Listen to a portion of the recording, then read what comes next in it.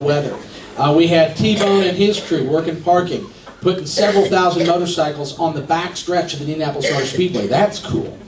We had 26 of our people working rider recovery details on the track, working with medical and fire personnel, so when a bike crashed, they were out there first on the scene to get the rider up and out of the way and get them back in the race if possible. Again, way cool. A number of folks, and I won't mention all of them because I'd leave somebody out and I don't want to do that, but there are a lot of folks in here that had their fingerprints on that. But I'll tell you a little story about what happened. 3 days, because they've got a practice day, a qualifying day, and then race day. So Friday, Saturday, Sunday. Actually, we had a few things to take care of even on Thursday. So we were going to be out there. From there, we would go downtown on Friday night and Saturday night to an event they called Motorcycles on Meridian.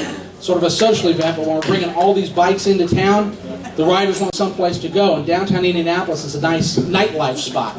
We closed down Meridian Street in Indianapolis from the Union Station Viaduct to Maryland. 2.5 blocks in Meridian Street, a Bay of Indiana for his day. Bob Coffey and a bunch of security detail worked that to make sure folks got parked and to secure the intersections and serve as sort of liaison between the riders and law enforcement. But the city of Indianapolis, IMPD and the Department of Public Works, basically turned that over to Bob and his folks and said, "What do you need? Do it." And we're anxious to do that again this year. So, little story about something that happened out there.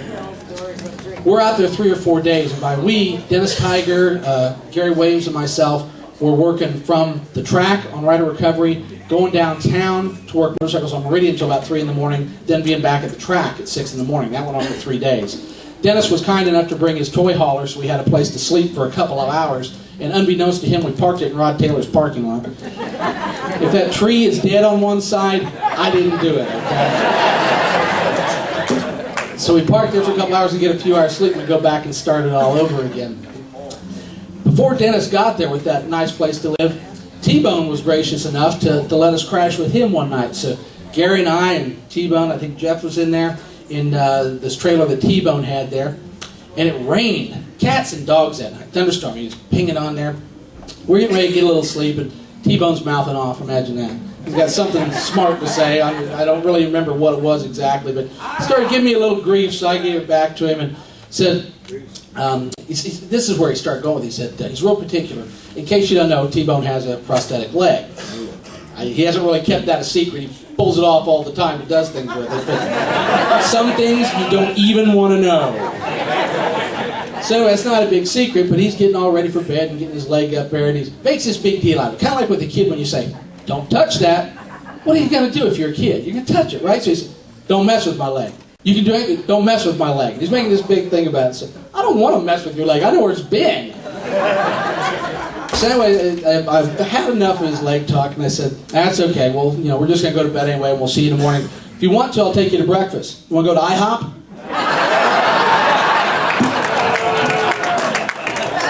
Without loss making Ken after that. It took him a while to decide if he was pissed off or if he thought that was pretty funny.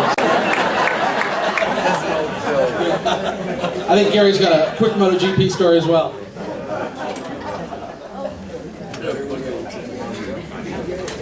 As you know, a lot of people, and even in this room here, work with the MotoGP, but the 26 of us work rider recovery. We had to go through some training to do that. Bob Moss, one of the motorcycle safety instructors, is also big into working with MotoGP and motorcycle racing throughout the Midwest, so we had to go for training. Man, we're all cranked up. This is great. Going to go out there and work on the track. This is cool. First thing out of Bob's mouth, he says, "Guys, I want you to realize this is very, very serious business. People die doing this. 2 died last year. That got our attention real quick. We got real serious about our training." Well, track comes up. We have an award here, or a remembrance for Jay. As you see in the middle here, that's an actual piece of the Indianapolis Motor Speedway track.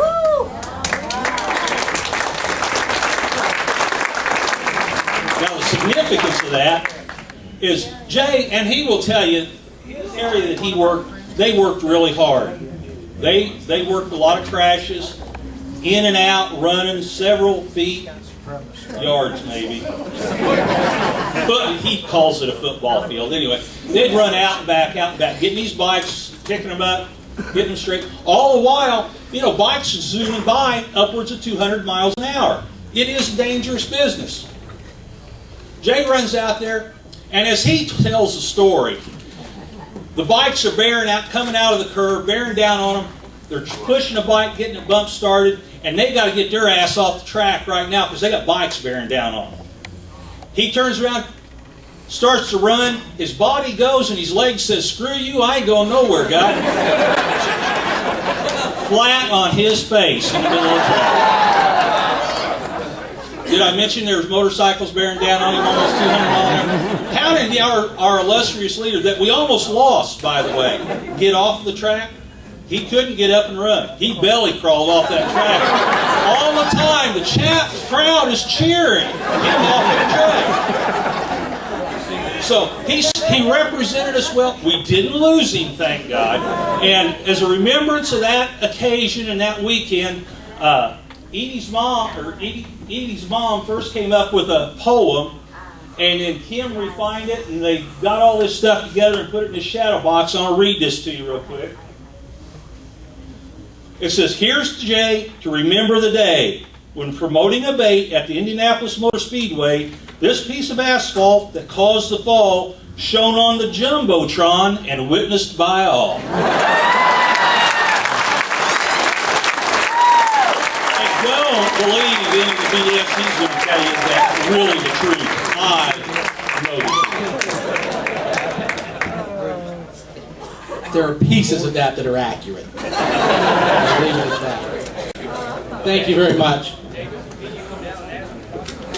Yeah, you know, when you do something boneheaded, not that it was boneheaded, this was scary.